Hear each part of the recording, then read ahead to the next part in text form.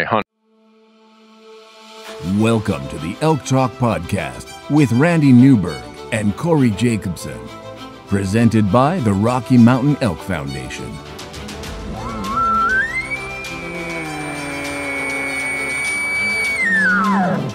The goal is, what little you and I know about elk hunting, we share with people. I've got an elk building. It's like 120 yards away. What do I do? First off, the thought would never cross my mind when an elk's being 120 yards away to call anybody on a cell phone.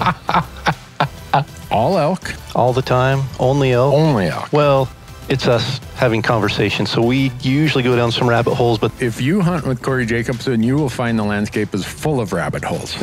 We're just going to make this up as we go. and you look at it like, oh, that's a target-rich environment. But if you're trying to single one out, a solo target there is much easier to go into than a big group. We record everything, so there's no BS and no lying, no faking it with us. Did we hit the record I button? thought I forgot to hit the record button. If you want to know something about elk hunting, this probably isn't the podcast to listen to.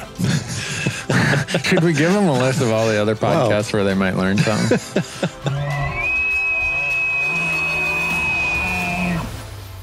The Elk Talk Podcast is brought to you by the Rocky Mountain Elk Foundation, ensuring the future of elk, other wildlife, their habitat, and our hunting heritage.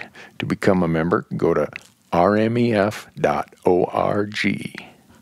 The Elk Talk Podcast is also brought to you by Mountain Ops, making outdoor energy and performance nutrition to make you a stronger and healthier elk hunter. They have a full line of hunting-related supplements, including meal replacement shakes, multivitamins, pre-workout fuel, and post-workout recovery. And my favorite, their new performance protein bars that, by the way, are packed with 270 calories and 20 grams of protein, but contain less than 6 grams of sugar. Visit mountainops.com to learn more and to order, and be sure to use the promo code ELKTALK to save on your next order. The podcast is also brought to you by Gerber. Go to gerbergear.com and learn about the knives, the Vital, the Big Game Vital, the Gator Premium, all the things that we use when we're out in the woods, and not just knives, but also some really cool multi-tools that they have. And we have a promo code for Gerber as well. Just use the code ELKTALK to save 20% on your orders at gerbergear.com. And we are also brought to you by Rocky Mountain Hunting Calls. And Rocky Mountain Hunting Calls is the original designer and inventor of the pallet plate diaphragm that's completely changed the way elk calls are made and used. And to find out more and to order your elk calls, go to RockyMountainHuntingCalls.com or BuglingBull.com and use promo code ELKTALK, and you're going to save 15% on all of your elk calls and elk call accessories. The Elk Talk Podcast is also brought to you by GoHunt.com. Go to GoHunt.com and sign up for the Insider. The Insider is changing how hunts and hunting information are found. No doubt about that. Use promo code ELKTALK, and when you sign up for the Insider, you're going to get $50 of store credit, mad money, in their gear shop.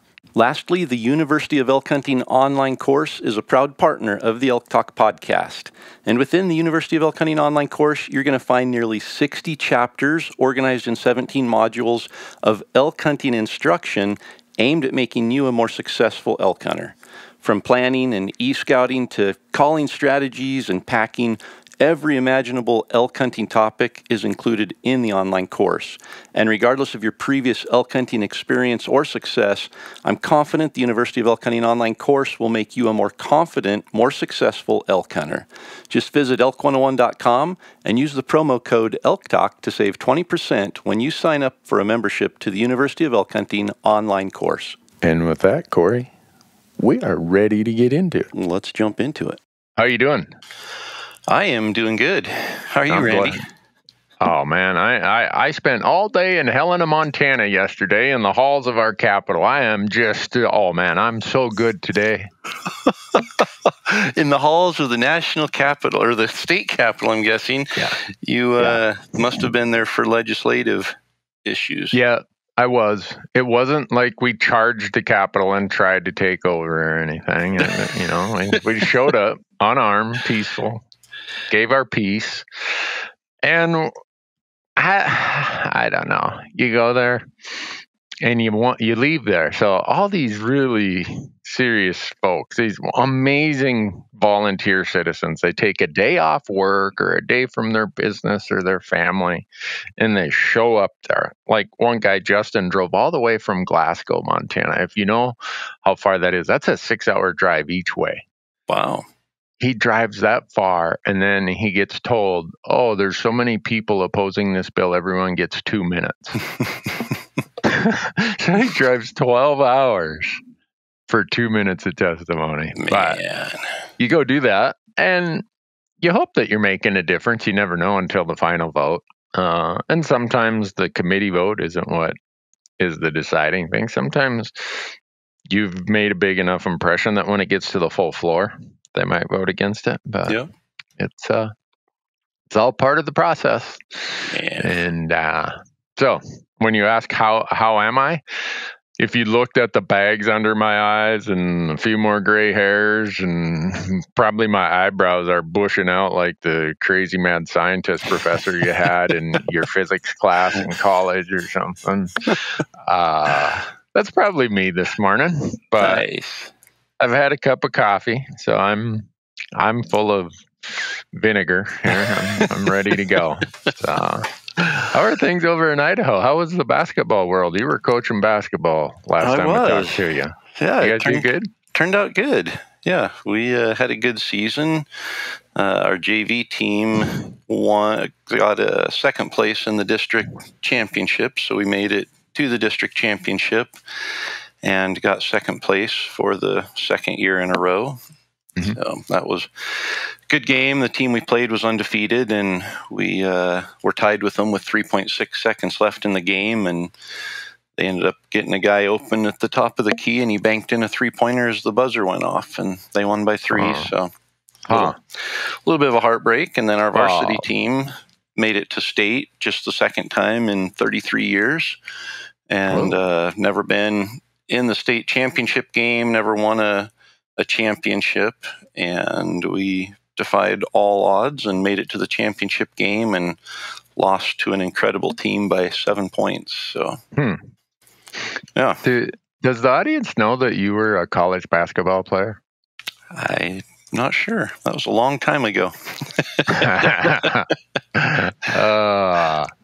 So, what was the ESPN documentary last year with the Chicago Bulls and the whole Michael Jordan story? What was the name of that? I know what you're talking about. I watched it. Me too. It was good. Go ahead. You finish yours and then I'll. So whatever that was, someone's on the other end saying, "You knucklehead, this is what it was called." The Last Dance. Last Dance. Yeah. So it showed how competitive Michael Jordan was. I wonder if the audience knows that you could have been cast for that role, given how competitive you are against those elk. My wife, honestly, we were sitting watching it, and she looked over and she goes, "That is you." Yeah,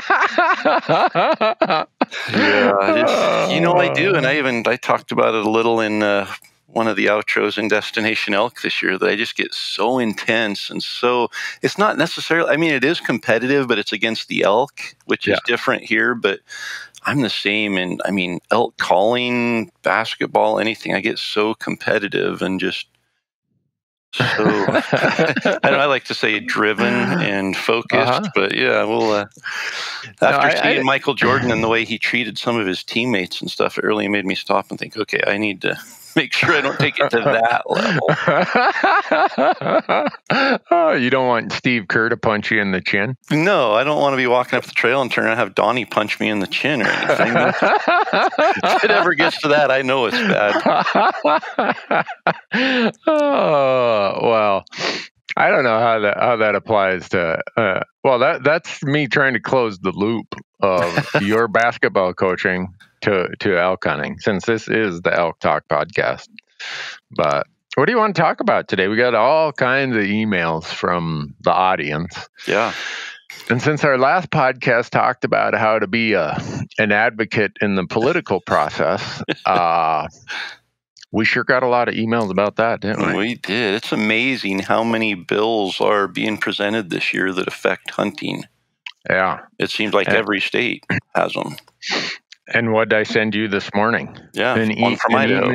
An email link that someone had forwarded to us where your Game and Fish Department published a rulemaking change. This rulemaking proposal would modify Chapter 13.01.04.500 with the following. Increase the annual limits of deer and elk tags set aside for allocation to outfitters for their clients. Huh, that sounds familiar. Yeah. So it's open to comment. The public comment period is open until March 24th. And then there will be a public meeting scheduled for Wednesday, March 31st.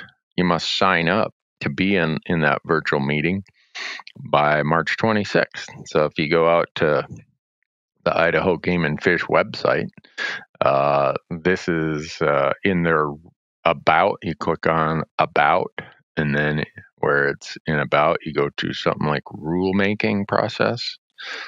And there you'll have it.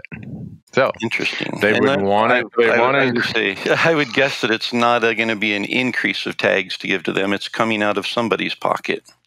Yeah, it's coming. It's the non-resident allocation. Imagine that 25% would go of the general elk and general deer would go to outfitters. So. What did we call it in our last one? Was it a subsidy or welfare? Or? Yeah. So here's the question they asked. Currently, the number of general hunt elk tags set aside for allocation to outfitters to sell to their clients is 2,800 A and B tags combined, which you guys have the elk A and elk B. Yep. Which is 21.8% of the non-resident quota for general elk hunts. So it would go from 21.8 to 25%. Then the number of general deer tags set aside for allocation to outfitters for their clients is 1,985, both regular and white-tailed tags combined, which is 12.8% of the non-resident quota for general hunt deer tags. This would increase it to 25%. So that's an increase of 12.2% in terms of the total number of tags you guys give to non-residents. So what's crazy? The elk would go from 21.8% up to 25%, and the deer would go from 12.8% up to 25%. So that means that the number of elk and deer tags that were already decreased for non-residents this year in Idaho, not to mention the increase in the cost of those tags, now they're going to take that decreased pool and take even more tags out of it to give to outfitters. Yep. But the crazy thing is they've never sold out of those outfitter allocated tags. Yeah. So all they're doing basically is reducing that number and saying, if you want to come hunt Idaho, you have to go with an outfitter. Yeah. So here's what they do say in the feedback box. You actually get to leave your comment. It says, Idaho Outfitters and Guides Association has petitioned the Fish and Game Commission to adopt a rule to set aside the statutory maximum of 25% of the non-resident general elk general hunt elk tags and 25% of the non-resident general hunt deer tags as the new annual limits for allocation to outfitters for the use of their clients. Then the Game and Fish, to their credit, is saying, you get to answer. Do you support increasing the number of general hunt elk tags and general hunt deer tags that are set aside for outfitters to use for their clients to a statutory maximum of 25%? Yes or no? I'm going to answer it. I'm going to say no. Contact information. Randy Newberg. Email.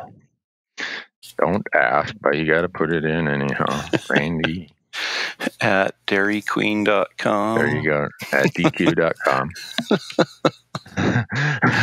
Dairy Queen's going to get a whole bunch of emails now.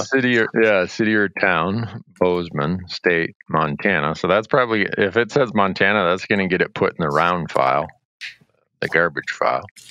Submit. Voila. Thank you for participating in this rulemaking public comment period. So that's how easy it was for me to go and tell your department, I don't agree with that. And that's all they want to know is a yes or a no. Yep. Interesting. So, for those who are listening, if you have any interest in hunting Idaho as a non-resident, I would suggest you go out to the website and take the survey Randy just took and tell them, no, you're not interested in taking tags out of your pocket to subsidize the outfitters in Idaho. Yeah. So people might say, well, what legislator do I call? Well, this is a different place. Yep. This is rulemaking. So your legislature has given your department the authority to change these numbers as they see helpful or beneficial. So now our last podcast talked about when policy is in a legislative setting. Here is policy that's in an administrative agency setting. So sometimes policy gets affected by the agency or administrative rulemaking process. And your state, like just about every other state, has a public comment process. So this is your chance, folks. Go to the Idaho Game and Fish website, click on About, and then click on Rulemaking, and there it will be. Or you can probably search. I was going to say they don't have anything on the homepage and their news and they're featured. It's just snuck in back here on a little back page. Yeah. So this rulemaking was published in the March 3rd, 2021 Idaho Administrative Bulletin. So your state has a 79-page administrative bulletin that got published on March 3rd, 2021. That is all of the proposed changes to Idaho Administrative Code. So, interesting. There you go. So we're teaching people how to speak up for themselves, I hope. That's right. So, anyhow, with that behind us, no one even has to drive to Helena and take a whole day off work, stand in the halls with everybody looking around like. So here was the funny part. And this is so standard when you go to these legislative hearings. Some of the folks who came yesterday from my Hunt Talk website were asked, hey, show up if you can. And I can't believe how many of them showed up. It's so impressive. And a lot of them, this was their first time doing this. And most of them remarked, like, what's that group huddled up over there in the corner? Well, what it is the lobbyists who were supporting this really bad bill in Montana hanging out with the legislators who were supporting it. It's like cocktail hour in the halls of the legislature. And here we are, a bunch of amateur, not even amateur, novice. We don't have any connections. If I were to walk over there and start talking to people, they'd be like, you're not welcome here, man. This is our party. What are you doing? Oh, I thought I'd crash your party. So here, people, just go to the Idaho Game and Fish website. You don't even have to take a day off work. Now, I will say this, that if anyone doesn't have enough energy to log on to their computer and do that, they probably don't deserve an Idaho elk or deer tag. That's right. That's just my own personal opinion. So take it for what it's worth. But we did get some more questions about it was a person from Idaho, and I don't want to make this Idaho-centric because we're going to get to the New Mexico details here pretty soon because the New Mexico deadline's coming up. When is that? March 17th is the New Mexico deadline. Coming up here. Let's talk about that first before we talk about the Idaho wolf making all the elk shut their mouth. New Mexico, you applying this year? I'm not. Yeah, I'm wishy-washy this year whether or not I'm going to apply in New Mexico. It's getting harder and harder to draw. You got your $65 license cost that's non-refundable, which isn't the end of the world. But then you got $9 more stamps. You got to front a bunch of money, and your odds are really, really slim. So I like the fact that New Mexico does not have a point system. So that usually suckers me into it. It's like, look, Randy, you blow more money on this on other raffles that have way lower chances than a New Mexico elk tag. So, what the heck. But So in New Mexico, 84% of the tags go to residents, which is less than most states. Most states, it's 90%. Yeah. But 6%. There's a caveat. Yeah, there's a caveat. There always is the except but for caveat. 6% go to the self-guided non-residents, so that gets us up to 90%. And then if you go with an outfitter, they've carved away 10% of the tags. If you go with the outfitters, if you have a contract with an outfitter. So yep. There's a lot of really unique things about New Mexico, that they have really short seasons. And that's how they get so many people in the field, is they'll give you a tag, but you only got 5 days in the rifle hunts and the archery hunts. The first archery hunt, I think, is 14 days. And the second archery hunt, I think, is, 10 days, if I remember right. Yeah, I was going to say 9 or 10. But after that, the muzzleloader and rifle hunts are 5-day hunts. So if you draw a New Mexico tag, you better be on your game. That's where Randy's advice to show up a couple days before the hunt and scout comes in handy. Yeah, because, you show up and all of a sudden you get, some sort of strange weather event or something else happens. It's like, when you have a 5-day hunt, it doesn't take much of a mix-up to cause your hunt to go south if you only have 5 days. So. Yeah. And the weather down there, I remember a few years back, they had that crazy rainstorm that shut everything down. Yeah. So you only have 5-day season. It's tough. Yeah. So no point system. So the fact that I've been applying, Moby Dick was a minnow back when I first started applying in New Mexico.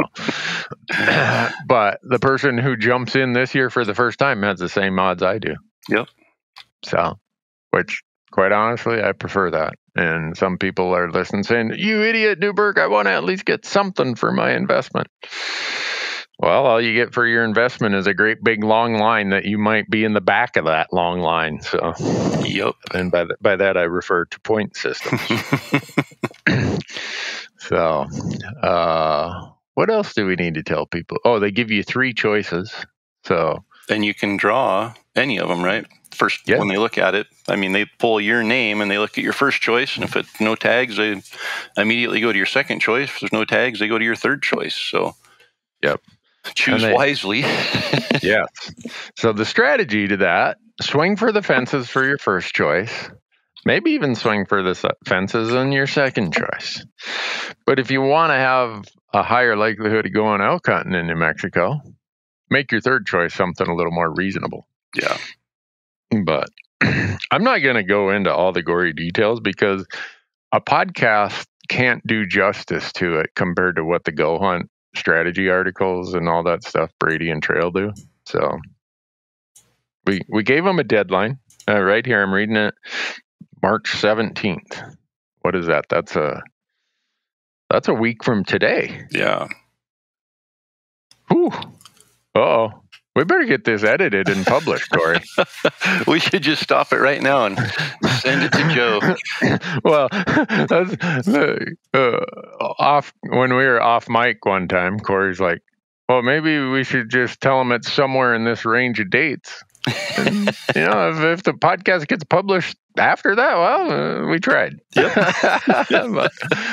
So what are we going to do if Joe's on vacation and he can't get this published and edited and turned around in time? I don't think Joe ever takes vacation. Every time we send him something, he has it back to us like in an hour. Yeah, I know. So just in case this gets published late, we also have the Montana deadline that's coming April 1st. And the Colorado deadline shortly after that, April 6th. And I see Nevada move their deadline into May.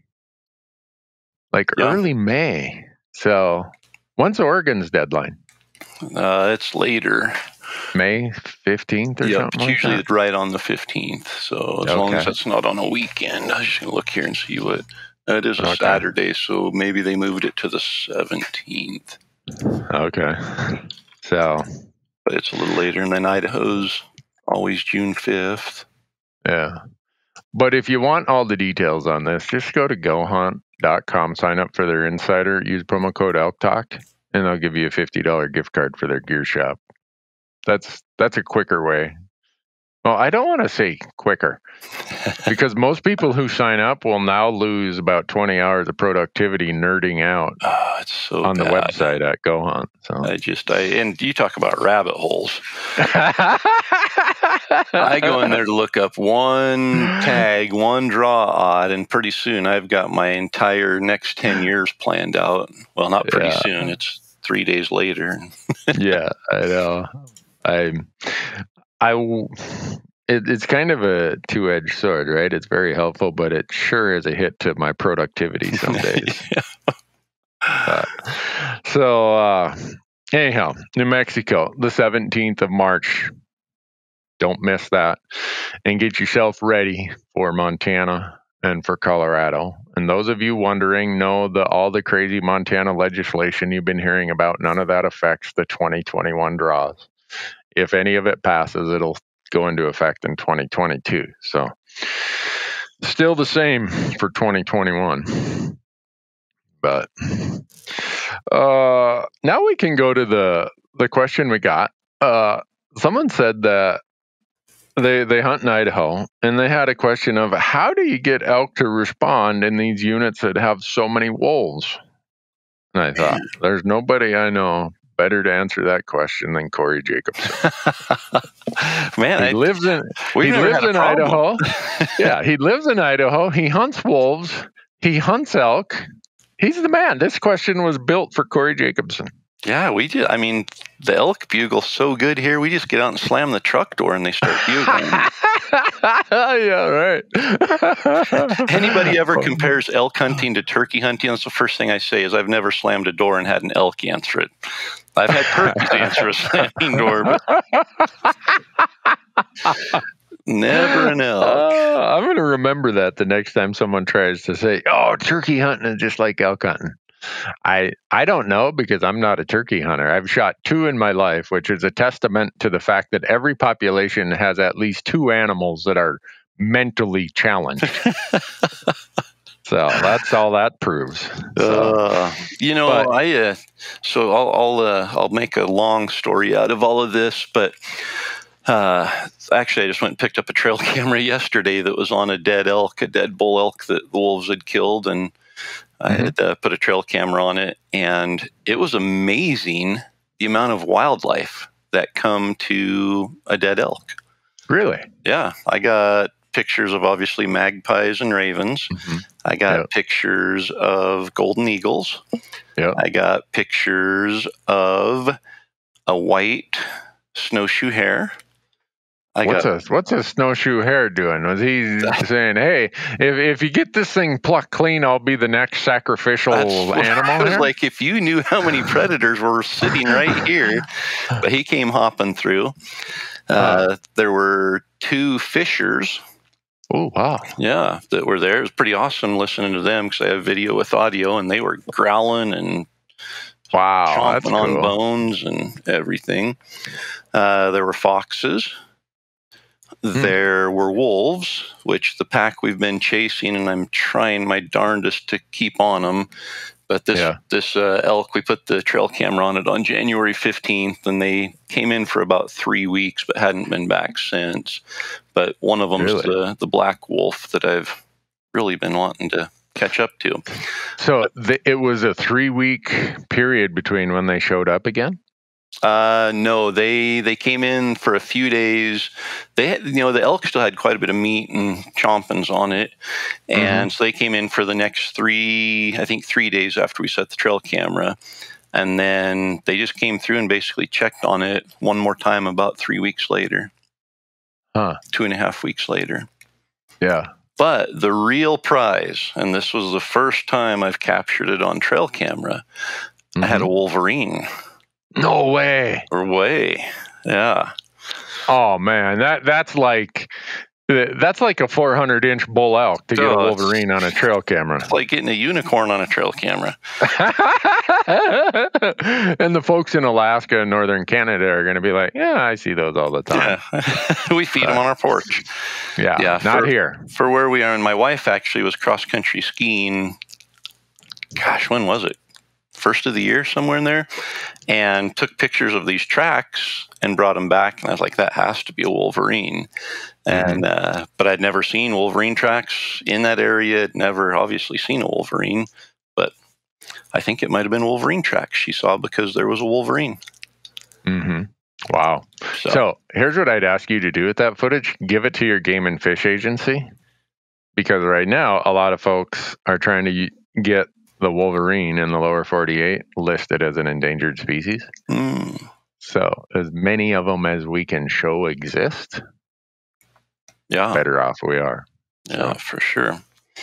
So yeah, that was exciting. That was my lead into wolves. And this particular pack of wolves, I have never heard them howl. And I have spent countless days tracking them and chasing them and setting trail cameras. And we sat on this kill. We went back and sat on the hill. And I'm going to have to look at the dates we were there and then the pictures. But I'm pretty sure that they were on the kill. And they must have heard the snowmobiles coming up the other side of the mountain and took off, because it was like 10:41. There were pictures of them there, or videos of them. And I think at like 11:30, we were sitting on the hillside watching the kill, and they didn't come back till the next day. But anyway, those wolves are becoming less vocal. And I think that they're learning that when they howl, they attract rifle shots. And, it's kind of similar to what the elk are doing. The elk have realized that if they bugle a lot, then it's like ringing a dinner bell. So they are less vocal in some areas. We've had areas where they're still, and there's wolves there where they're still incredibly vocal. And I don't know what the difference is. I think I've probably told the story before, but I stalked in on a bull elk in his bed several years ago. I think it was 2006, and he was bugling back at the wolves howling, and I didn't even have to bugle or anything. The wolves would howl and he'd bugle back at them, and I snuck in and shot him at like 18 yards in his bed. And he just, like I said, he was very vocal answering the wolves. But then other times I've had elk bugling like crazy and wolves start howling and the elk go completely silent, and I slip in and the elk are right there in the same meadow feeding but no longer bugling. So it's definitely, I think the biggest thing is it changed their habits. It changed what the elk do. The elk don't just stay in one meadow or on one ridge anymore. They're continually moving, and they're very nomadic anymore. And I'm pretty sure that has to do with staying ahead of the wolves. And so that's been the biggest thing for me, is not so much the vocalization is definitely decreased, but I think that they'll still talk.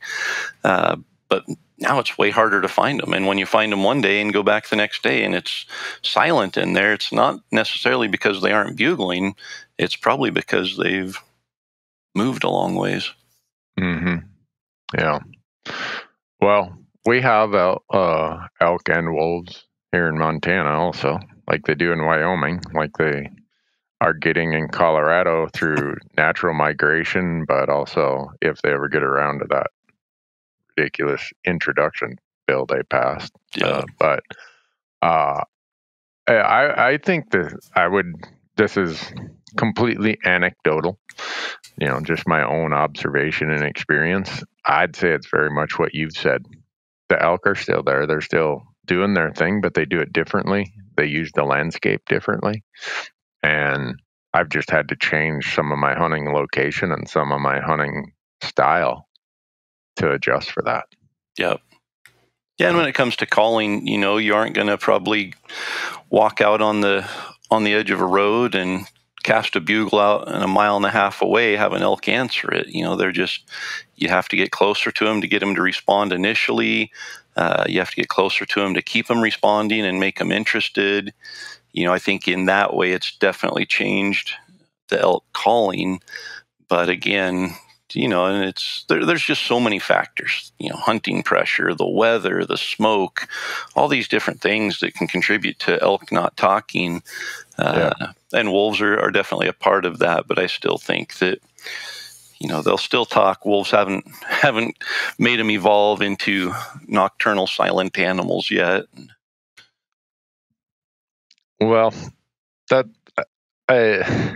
I don't think there's a hard and fast rule that you can say, it's this or it's that.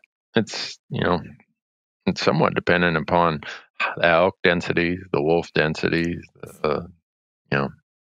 it's mostly, from my experience, has been be adaptable and try to figure out what's going on and adjust accordingly. Don't get stuck. I used to have my way of doing things. Okay, this is what I do. I show up and this is how I do it. And wolves are just, like you said, one more dynamic that doesn't serve my old style very well.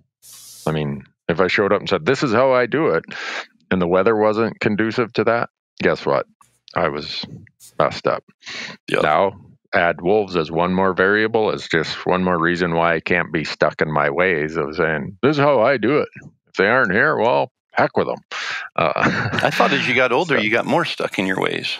I am so stuck in my ways, Corey. You don't even want to know. I was gonna say, I used to say, man, you got to do whatever you can do to hunt elk, depending on the season and location and everything. But I found myself calling all year this year. Did you? If you watch Destination Elk, Sam, November 3rd, last day of Idaho rifle season, we found a bull bedded and sat on it for 3 or 4 hours, and it stood up and walked off without presenting a shot, and it walked into the trees going away from us. And I thought, well, there goes our only chance. And so I did the only thing I knew to do. I called to it, and it turned around and came running out of the trees and started down the hill towards us. And then he shot and missed. November 3rd. But then the crazy thing, it stood there. Yeah. And it ended up walking back out into the open and down into the timber, and then came through an opening in the timber, and he shot it and hit it. So there you go. I marked that up to a call in. Yeah. Well, I'd mark that up to don't get stuck in your ways and say, well, it's after October 1st, they aren't going to call or respond to calls. That's true.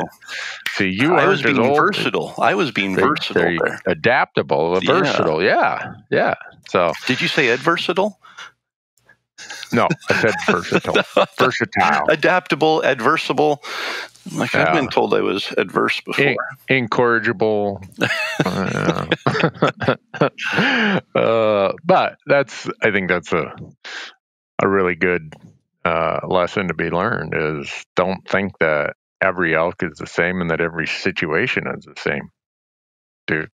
Don't be afraid to experiment. What did you have to lose in that situation? Last day of the season, last hour and a half of daylight, the only elk we had seen in several days. And yeah, I knew that we couldn't chase it. The wind wasn't good. It was noisy. It wasn't open enough. We only had that one opening there where we actually had a shot. And so called and piqued his interest.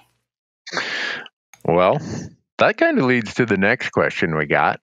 This person is hunting elk at high elevation in September and wants to know if elk will be up around timberline, which they said is about 11,000 feet in the early season. The temps get down to 25 degrees. It gets cold at night. Will they be there? Maybe. I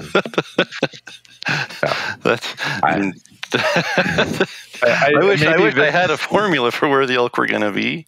Yeah, but maybe I should say it where the person wants to know: will those conditions of cold temps at high elevation move the elk out of there? Yeah, my answer: no. Yeah, they're 25 degrees. An elk would prefer that once they get their winter coat on. They'd rather have that than 55 degrees. Oh yeah, and I could imagine how excited a bull elk would be to rut in 25-degree weather instead of 80-degree weather. Yeah. But I don't elevate, and we get that asked all the time. I'm going hunting in Colorado. What elevation should I be looking at for elk? And the truth is, elk live everywhere from sea level to 14,000 feet, and there's just no band where you can say this is a prime elevation for elk. It really depends on the habitat and the terrain and the area, the weather, the season, so many things. But yeah, we've hunted elk in September at 11,000 feet, and they were acting just like normal elk. I think in Colorado, you get up there above timberline in some of those areas, and the elk habits are definitely different. Sometimes they'll actually come up to feed instead of going down, which is what they usually do. They don't pay attention to the thermals in those areas as much as they do in other areas. They move up with the thermals, going with them sometimes. And then at night, they stay up above the timberline with the thermals going down, but it's usually they're out in that open stuff, so they're protected a little bit more with their eyes than with their nose. Yep. I actually did that this year in October. October 10th was opening day of First Rifle in Colorado.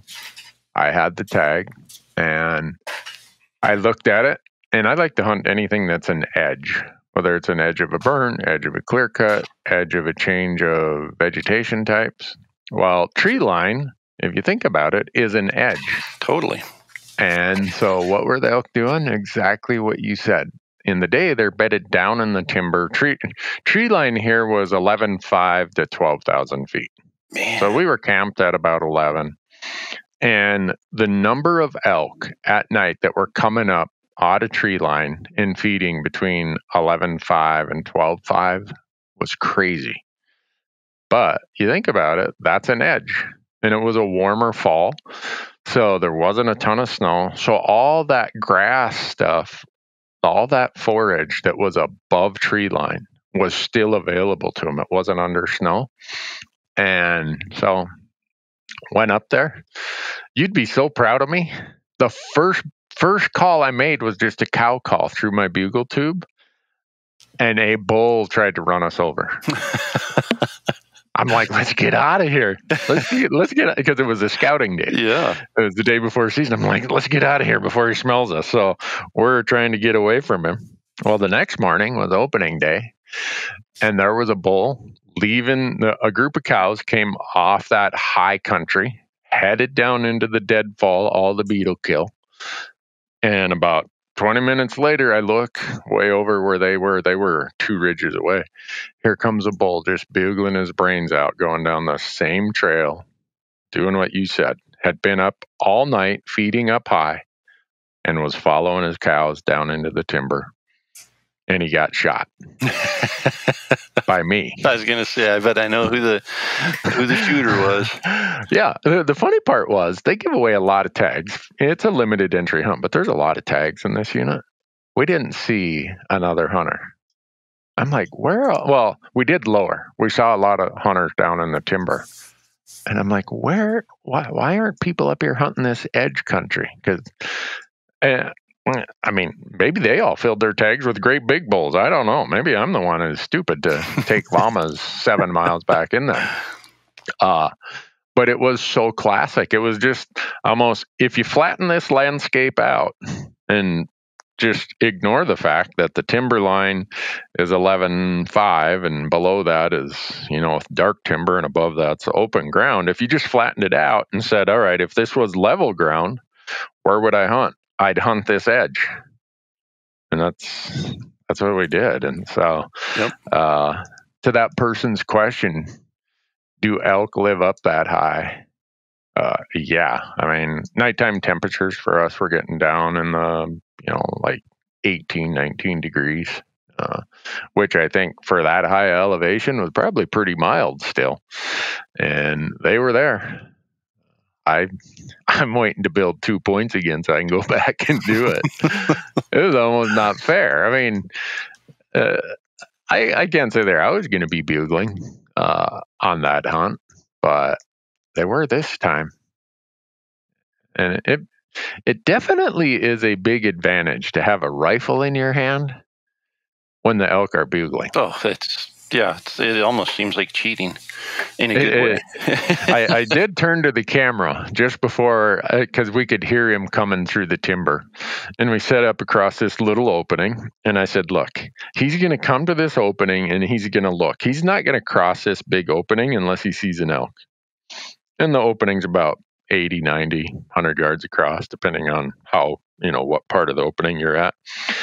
And I whispered to one of the camera guys as the bull's coming. I'm like, this isn't even fair, but it's fair enough, I said. Might not be fair, but it's fun.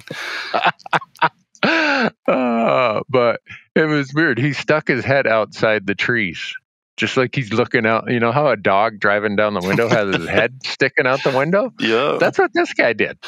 He comes and he looks for a cow, and he doesn't see one. So he turns around, and I let him have it again. And now he's like, all right, I must not have looked close enough. So this time he steps out a little bit. But he's got one little fir tree right in his vitals. I'm like, oh, you got to be kidding me. And he turns and he walks back in right on the edge of the trees, and I give another cow call. And he stops and he turns. And now his vitals, there's no trees in the way. And I tell the camera crew, I'm like, you guys on him? Yep. Boom. So that bull died at 11,300 feet. So he'd made it down into the timber a little bit, but he'd spent most of his evening up with all those cows, I would bet, above 11.5.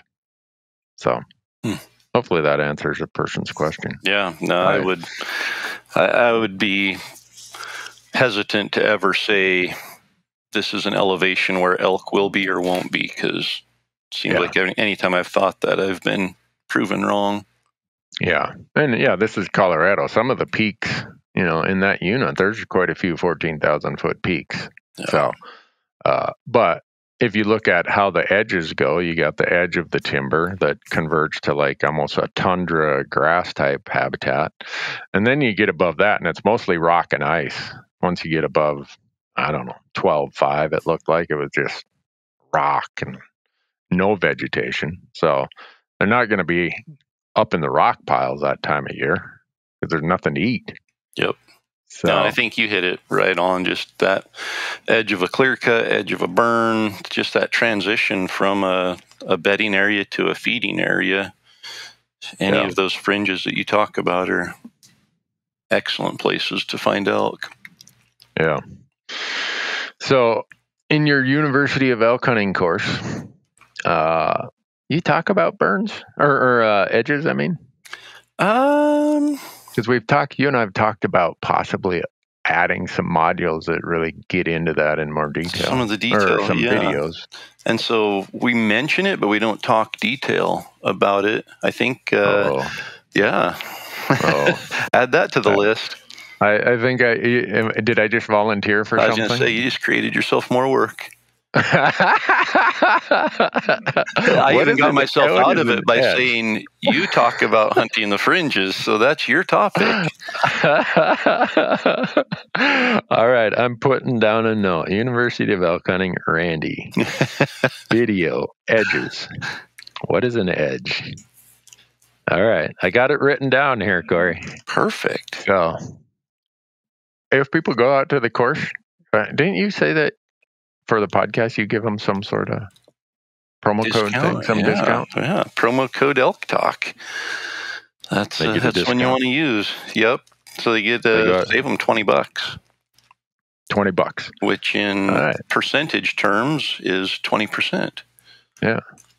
So go out to, where do they go? Elk 101? Yeah, just go to Elk 101, click the link for the online course, and follow the little buttons to sign up. And we got on this podcast. I was thinking, all right, I can check one thing off my to-do list for this week. We got a podcast recorded. And what do I do? I open my big mouth, and now I add some more things to my to-do list. Okay. Should we give them a teaser of some of the topics that'll be added and updated here in the near future? Yeah, you got that list? Yeah. You sent it to me, but I don't have it handy. I just have a few of them written down here on a little sticky note. But we're going to add an archery section and a rifle section, which will, I think a lot of people have actually asked for those sections because we don't cover, what grain arrow should you be shooting, what kind of broadheads should you be shooting. And that's, again, this is going to be somewhat there's a lot of options. I'll just leave it at that. And so we'll share what works for us. But there are some things, we'll talk about how to set up a rifle, how to set up a bow, paper tuning, sighting in, talk about arrows and all that. We're going to add to the elk call section with some taking care of elk calls and some expectations of how long they should be lasting. We're going to add to some of the meat care. Locating elk, that's a big one. Locating elk is so vague sometimes that we're going to try to dive in and add some detail to that. Solo hunting at altitude. And then we've got the, if people have been to the Elk 101 YouTube channel, they've seen the In the Zone series where we take an actual hunt, the video of a hunt, and break it down and, get into 3D graphics, show where the elk is, show where the thermals are, and get kind of a more detailed perspective of what's going on and why an elk does what they do. And we've got a whole bunch of those that are going to be coming over the next few months to the online course. Whoa. You're going to double or triple the price? I would probably just discount it more. No, let me, as your consultant, as your CPA who's going to consult with you, Corey, there's this thing called value. You're saying that the value stays the same or the value gets greater, but you just want to, you're an altruistic, generous guy, right? Yeah, we're just like Burger King. We're just supersizing things. There you go. Making things bigger and better. All right. Hey, that's up to you. Whatever you want to do. I'll just laugh and say, Corey, I don't know what he's thinking. Whatever he wants to do. I want people to be successful. And that's, I got in a little email argument with somebody I should have never responded. But, it was the whole make the pie bigger or steal another piece of somebody else's pie conversation. And it's more people who are successful. Will it really hurt the opportunities to hunt? Well, not if those more people who are successful become a member of the Rocky Mountain Elk Foundation and become proactive in conserving and preserving and all of that. I think the more people we have on our side, the more opportunities it's going to give us. And the more that people are able to be successful, the more that they're going to be excited about it. And that's, Will Primos, I sat down and talked to him a few years ago, and he said something that's just stuck with me forever. And he said, you teach somebody to love something and they'll protect it. Yeah. And if people are successful, they're going to love elk hunting. If they aren't successful, they're going to hate it and they're going to give up at some point. And I want people to love elk hunting, and because I know that if they love elk hunting, they're going to be on our team helping to protect it. Yeah. Well, I think both of us get our share of emails saying, why are you giving away this information? Why are you telling people this? Well, on my whiteboard where I'm sitting right here in my office, it says why. Every whiteboard in our office has this written on it. Why? To promote self-guided public land hunting and create advocates for that cause. Yep. So in my mind, to create advocates, you got to have them experience it. They have to know how to go out and do it and hopefully have some success. And then they become, like you say, advocates because they love it. So it's always going to be part of what I do. And people are like, well, it's hurting your own chances. You know what? If it is that it's hurting them so minusculely, if that's a word. Man, I like that. In such a minuscule manner. I'm not going to lose any sleep over the fact that my odds or my chance, okay, maybe I got to share something with the next generation of elk hunters. You know what? Oh, well. It's not going to hurt our chances if we increase the pie. And that's where I think the people who are opposed to it, they don't want to put in the work to increase the pie. Yeah. They want it left as is. They want less hunters. They just want to be able to go out, fill their tag without having to work real hard for it and not ever have to worry about somebody else, competing with somebody else's success. Yeah.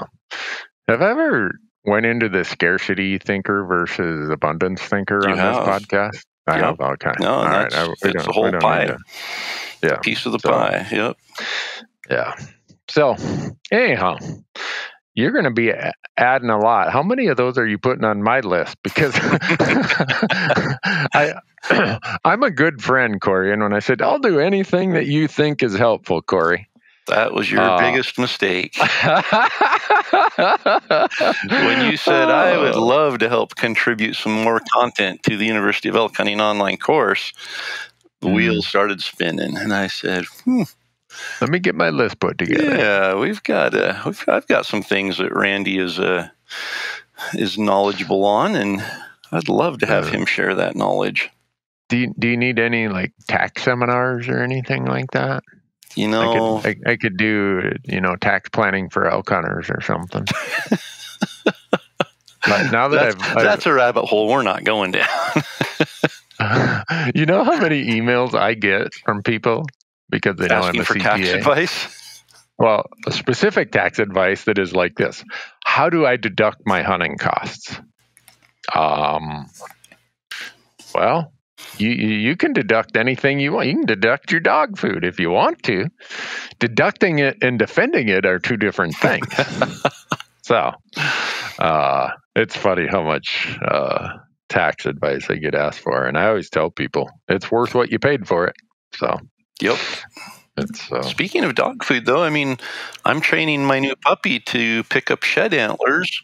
How's that going? It's, like training a child. They do really good one day, and then the next day it's like, whose child is this? What has gotten into you? Is shed season? When are they going to start dropping their antlers? April? Late March, early April? Yeah, elk will. Deer have pretty much already dropped. I say pretty much because I just saw a nice little 4x5 buck the other day that's still carrying his antlers. My neighbor has about 40 deer that hang out in his pasture over there. And now that the snow's starting to melt off, they bed there all day long. And through the course of the last 2 months, the number of them that show up with no antlers or one antler is kind of funny to watch. And now none of them have an antler in their head. Yeah. Are those mule deer? No, these are whitetails. Really? Yeah, see, we're in northern Idaho. When I grew up, we would, the whitetail would usually start dropping about Christmas, the week before Christmas. And they would really, by New Year's, that first week of January, they were really hitting the ground. And I've noticed that it seems to be getting later a little bit, especially mule deer. In mule deer, I found mule deer in early part of December, which is odd. It's usually mid-January. But yeah, they're still holding on to them here the first week of March. Well, there were 6 bucks that had completely dropped and one that was still carrying both of them. But yeah, so you'll be out shed hunting right away when they start dropping. I mean, I don't. This is me. I hang them in trees. So I got everything I know about shed hunting is from just asking questions. So. If you see bulls right now, do you kind of keep an eye on them? Yeah, and that's a lot of our wolf hunting is in areas where the bulls are, and I mean it's twofold benefit there. The one is the wolves are going to be where the bulls are right now, and we're going to do our best to protect the elk and maybe eliminate a couple wolves from killing a couple bulls. But yeah, they'll start. I mean, the bigger bulls, I've even, this time, it wouldn't surprise me to see a bigger bull in certain areas, lower elevation areas, especially dropping right now. But for the most part, we see, I would say 50% of the elk are still packing the first week of April.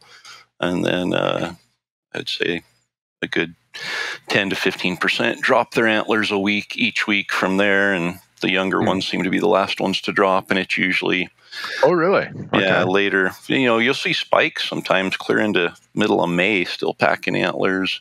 And, a little 3 or 4 point raghorn, it's not uncommon to see them the end of April, even into the 1st of May would probably be unusual, but. Yeah. Huh. Well, when I was in Helena yesterday, there was a bill that was being heard just before the bill I was there to testify on about penalties for trespass while shed antler hunting. Because in Montana, we have a general trespass law, and then we have a trespass while hunting as a higher penalty under our criminal code. I don't know why the berry picker who trespasses isn't slapped as hard as the hunter who trespasses, but in Montana we make a distinction about what you're doing and how much penalty you get if you're trespassing, which either way, it's like, don't trespass. That's the first rule. But this rule was to enhance the fines and penalties related to trespass while shed antler hunting. And a lot of the comments were about, in Montana, we have a lot of wildlife management areas that are state properties that were bought with hunter dollars to make a bigger pie. And we're not allowed to be on those wildlife management areas from December 1st to May 1st, sometimes May 15th. Well, when these antlers start dropping, and guys have been watching these big bulls up there, guess what? They're up there anyhow. And they're pushing these elk around when they least can afford to be pushed around. Yep. And the other part is, have you ever seen some of those Far Side cartoons about how the wolf is always on the edge of somewhere, like looking at the sheep? Well, this is there are wolves around the periphery of these herds this time of year. I could go down to any of those areas, and if I stayed there for a day, I'd probably locate a pack of wolves. Yeah. So again, you start pushing them around, and they're in the place they are for a reason, because predation, good food, or better food at least. So they illustrated all the consequences of disturbing these elk before they drop their antlers, or when they're on the winter range, blah blah blah. So the new penalty, if this bill passes, is you can lose your hunting, fishing, and trapping privileges for up to 2 years. Wow. Yeah. So don't go to a Montana WMA, wildlife management area, and chase the wintering bull elk, hoping that if you start moving them around, that they'll drop their antlers when they run through a batch of trees or something. I don't know if that really happens, but that's some of the examples that was given. Is people watch these big elk and they know if they start moving a lot, they'll, if they go through trees or whatever, they'll drop their antlers. Like, really? I had no idea. Yeah. So I guess like everything, there's always going to be those few that if and you it's just put a little money in. Yep. Yeah, put a little money out there. That and then everyone else has to follow the rules designed to bring good behavior among protect the 98% from the 2% who don't get it. Yeah, this isn't like attorneys and politicians. There, it's the 98% that give the other 2% a bad name. The rest of the population, it's the 2% that give the 98% the bad name. And now every politician and attorney is going to send us an email link. What's the email link they can send it to, Corey? I'm not giving it out now. Just come on down. Not after that comment. You just tell them, here's Randy's address. You just come on down. He's there at 8 o'clock every morning with his coffee and his cheese Danish. Come on down. Yeah. What's that R.D. Mercer guy? How big a boy are you? Ain't nothing for me to whoop a man's. I don't say that. He says that. Yes, they can go to elktalkpodcast.com and click the contact link. And I would prefer to get questions more so than comments. But if we have to deal with Randy making comments that are inflammatory. So maybe we need a decision tree out there. Is this a comment or is this a question? If it's a question, it goes to Corey's email. If it's a comment, it goes to Randy's email. Which is the same thing as going to the round file. No, I read every one of these. I have a folder in my Outlook. I don't use Google Gmail. I use Outlook.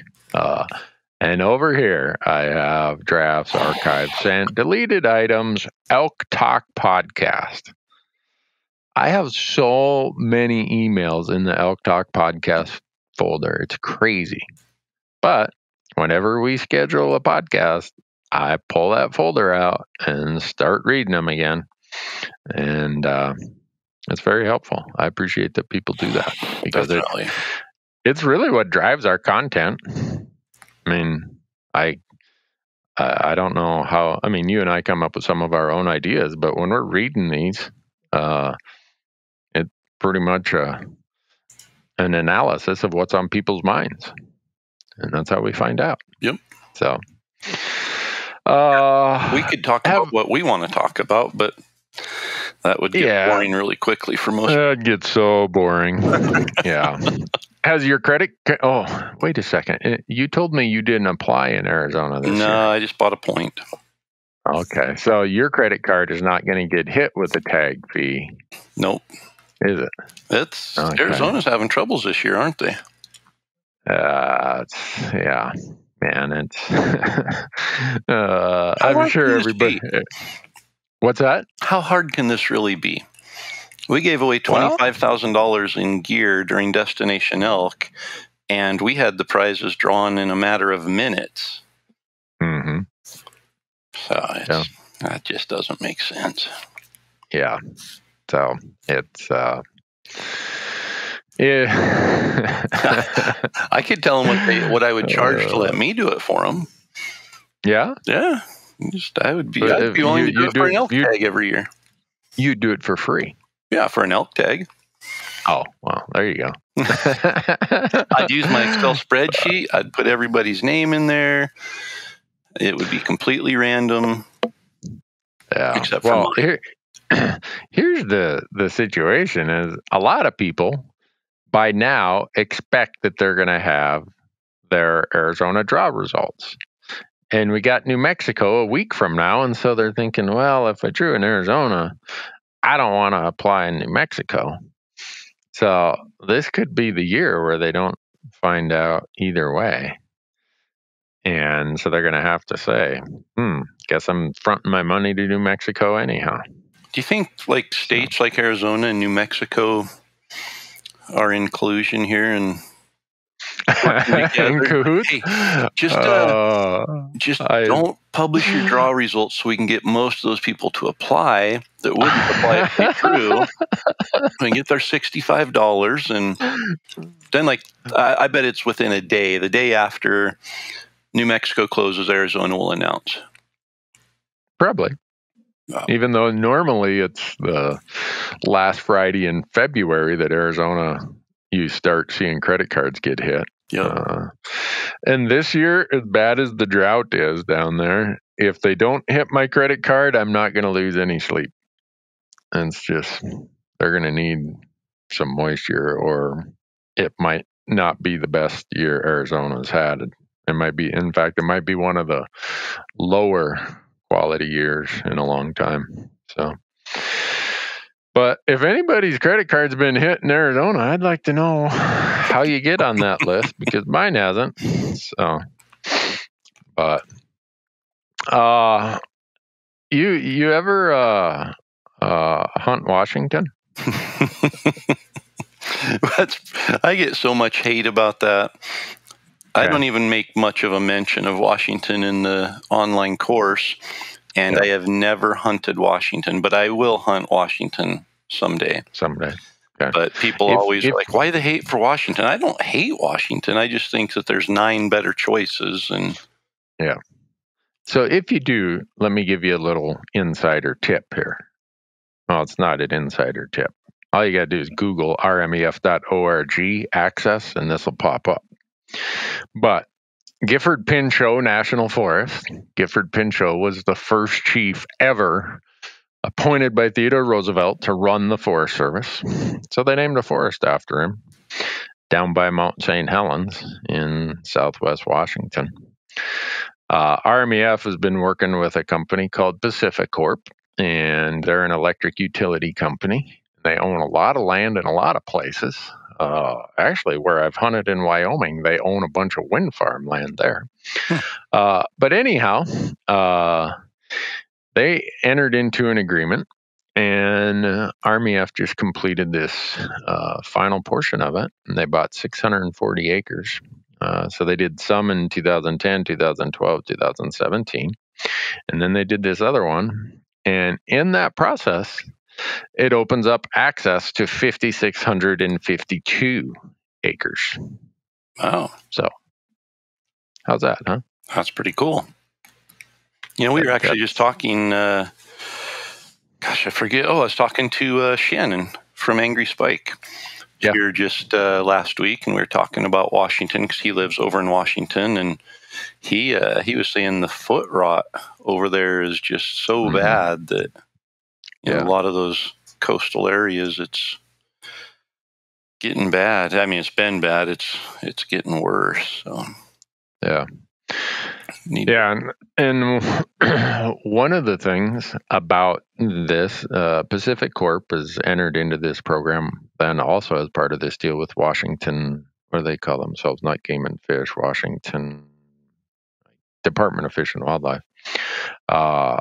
Pacific Corp has opened some of their other lands. I think the total package of what's there between Forest Service, Pacific Corp, and stuff is now 15,000 acres.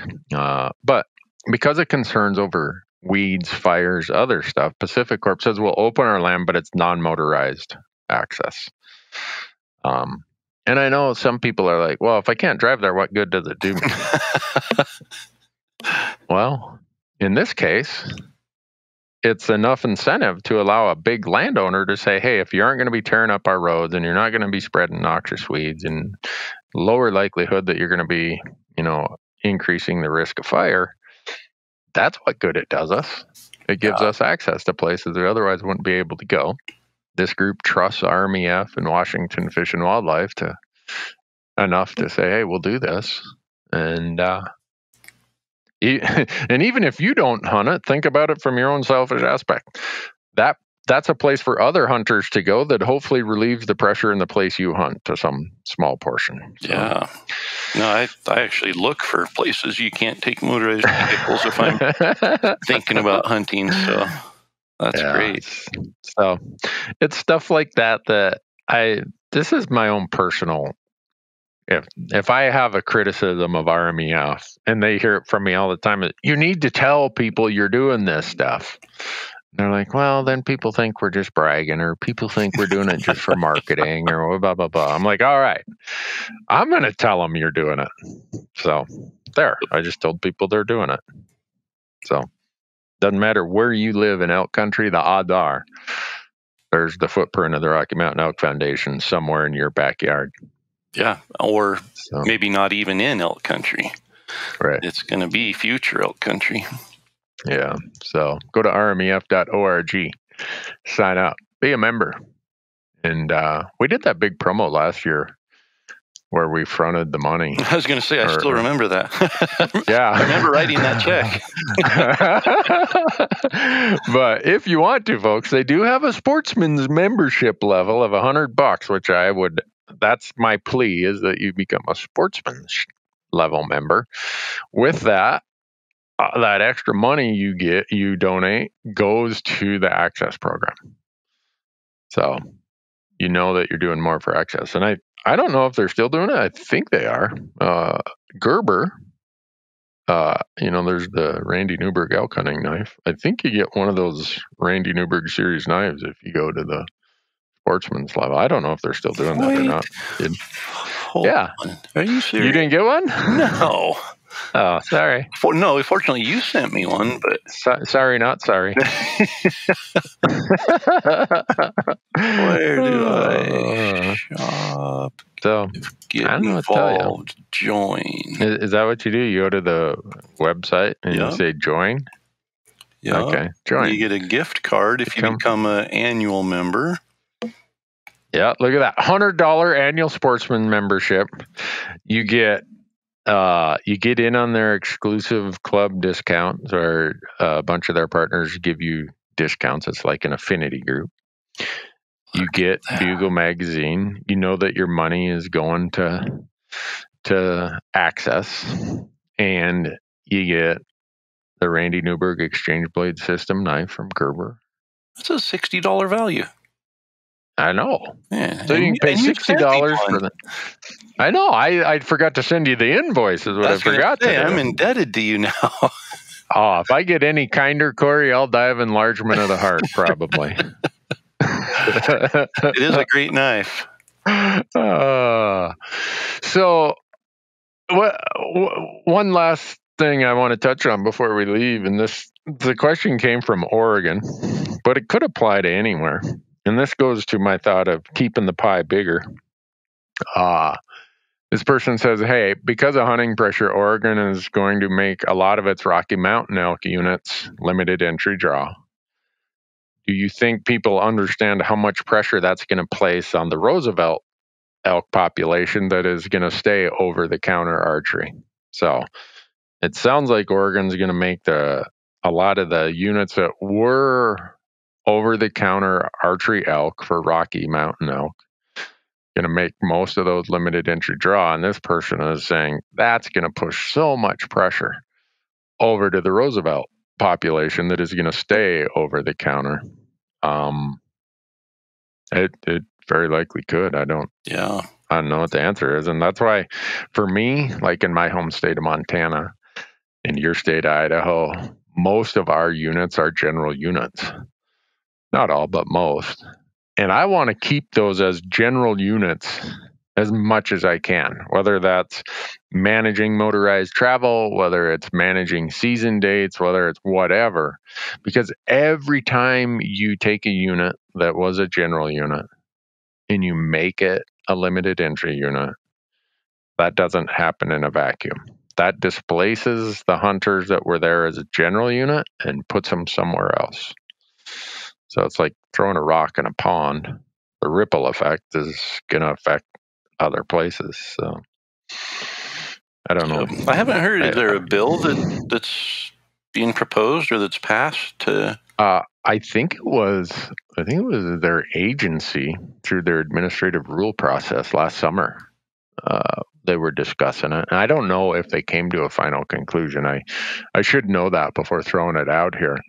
But whether it passed or didn't pass, to me, the point is try to build and sustain and conserve bigger populations across your landscape. And I'll use an example in Montana. When I first moved here in the early 90s, every year they have a public hearings for the season setting process. And now they've moved it to every other year. But we all would show up. This was before Al Gore invented the internet. He was vice president at the time. He hadn't had time to invent the internet. So just a joke, folks. Don't send me a bunch of hate mail. That's my going joke about how old I am. I was doing this stuff before Al invented the internet. So we'd all show up at these public hearings. So the Montana Fish, Wildlife, and Parks elk biologists are like, hey, folks, as motorized travel is increasing, because at the time, this was really a big expansion of ATVs. Like they were going from 3-wheelers to 4-wheelers at this time. Some people probably don't even know that the original ATV was a tricycle. I had one. And then we go to side-by-sides, whatever. And so the state said, look, we're talking to our peers in other states, and we think that if we don't do something about seasonal closures related to motorized travel, we might end up, instead of having a 6-week archery season, it might get shortened significantly. And instead of a 5-week rifle season, that could get shortened significantly. And a lot of our units could go from general to limited entry. So we're here asking, what do you guys want? And so they said, how many would prefer to see more motorized travel and shorter seasons and more limited entry? I think 2 people out of the room of a couple hundred raised their hand. Really? And then they said, how many people are willing to deal with us working with federal agencies to have seasonal closures to benefit elk? But you get to keep your 6 weeks of archery and your 5 weeks of rifle, and most of the state remains general seasons. people didn't just raise their hand. They stood up like, yeah. I mean, it's like, whoa, man, they giving away free beer to these guys? So that's what Montana did. Montana embarked on a program to work with the federal agencies where we have a lot of seasonal road closures or motorized travel restrictions, whatever you want to call it. And we still have 6 weeks of archery and 5 weeks of rifle. And we haven't added a limited entry elk unit for a long time. So we've been able to maintain that. And some would say, well, yeah, but you got way too many hunters on public land, blah, blah, blah. That's a different topic. My point of all that is we've been fortunate in our state, but I know in a lot of other states, they've not been that fortunate. And more every year, another unit goes to limited entry, or the whole state or a whole region goes to limited entry. And that has an impact on opportunity. So to the extent you can keep more elk on the ground and keep your bull to cow ratios and your cow to calf ratios in good shape, it's worth it in the long run. Yeah. So that's the lesson I take away from the Oregon example that the listener sent us the email on. Try to avoid that if you can. I don't know if the agency did. They asked, "Do you think the agency considered this?" I'm like, I have no idea. So, yep. What else we got, Corey? Or have we rambled on long enough? I think we could always ramble on longer, but in respect for people's time, we want to break it up into chunks, and so we could wrap this one up and remind them to send us their questions, their ideas for topics or things that they want to learn about, and give us a little bit of a heads up. That way we have time to make something up when we come back and share it. Don't have to make it up on the spot. Okay. So, hey, did you watch my video where we ate the wolf? I didn't watch it, but I did see it, and I saw the thumbnail for it, and I didn't have the courage to. Well, I screwed it up in how I cooked it. I was so worried about disease. In fact, a chef from Iowa got a hold of me and said, "Hey, I do a lot of cooking with a sous vide, which is one of these hot water or temperature control devices. You don't need to do that to pasteurize for disease. You only need to get it to 165 for a short period of time and then let it come back down."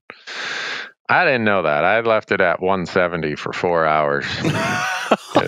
It's like eating a charcoal briquette by the time I'm done.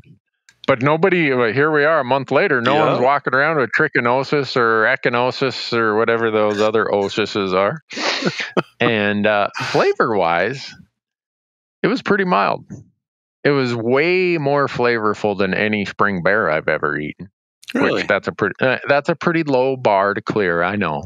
A spring bear that's been the last thing they ate was an elk gut pile, and then they crawled in a den. I mean, that's not like he was down in the blueberry patch or something. So, a spring bear can be pretty strong. But among the crew, the vote was 9 in favor, 0 said no, that they would eat it again. Huh. So, the next time I shoot a wolf, I'm packing it out again, and I'm going to invite one of these chefs I've had multiple professional cooks. I better not call them cooks, they're chefs. Yeah. Get a hold of me and say, let me teach you how to do this. So I'm going to invite one of them out next time, and we're going to eat another one if I'm lucky enough to shoot another one. So I don't know. Maybe they'll rename, instead of our platforms being called Fresh Tracks, it'll be called the Dogmen or something, People be like, "Here comes Newberg, get the dogs in the house. Eat canines." So, I couldn't do it. I know. I couldn't do it. I've always wanted to do it. And people are like, "Well, why would you do that?" I was like, well, it's always been a curiosity for me. Because I trap a lot, and I've trapped fox and coyotes, and it's like, I wonder if they're edible. I mean, I know people who trap bobcats and they eat them. I know lion hunters. I mean, that same day, Paul in our office, they'd shot a lion. We ate that too. I've ate lion many times. It's excellent. It's like, look, it can't be that bad. And it actually turned out to be pretty darn good. So now, as far as wolves go, I don't know about coyote and fox because they're such sinewy, wiry, gristly things. I'm not sure that I'll do that, but I can see myself eating wolf going forward. Interesting. I know you and the audience are saying, all right, anyone who doubted Newberg was dropped on his head as a youngster, we now have proof. He was dropped on his head multiple times. So, oh well. Thanks, Corey. No, thank you, and thanks for all that you do to keep everybody on top of all these bills and being a voice and advocate for hunters. It's time consuming and energy consuming. I know my contribution's been only in Idaho and just keeping up on some of the stuff here and doing that. At the time you research and get all the facts, so you don't sound completely ignorant when you send in your comments or stand up and take your 2 minutes of time. It takes a lot of time and energy. Yeah, that it does.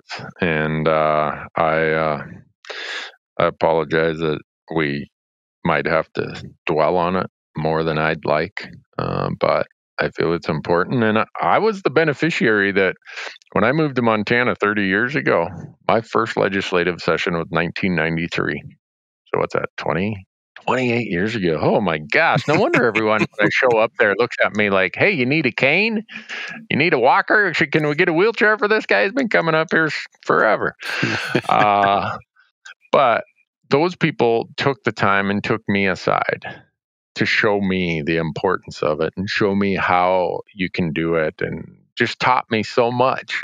And that was before we had these communication tools we have today. So I feel that it's incumbent on me to try to do some of the same. So I appreciate people tolerating the time that we spend in that at least when legislatures are in session. So yeah, well, that's just we have to be a lot more active and proactive than what we got away with in the past. It's to use your basketball thing and some of the Michael Jordan quotes. He hated playing defense all the time, even though he's super good at it. He'd like to play offense.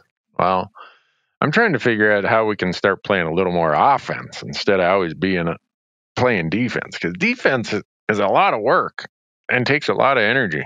So, and you can't win the game if you're playing defense all 60 minutes of the game.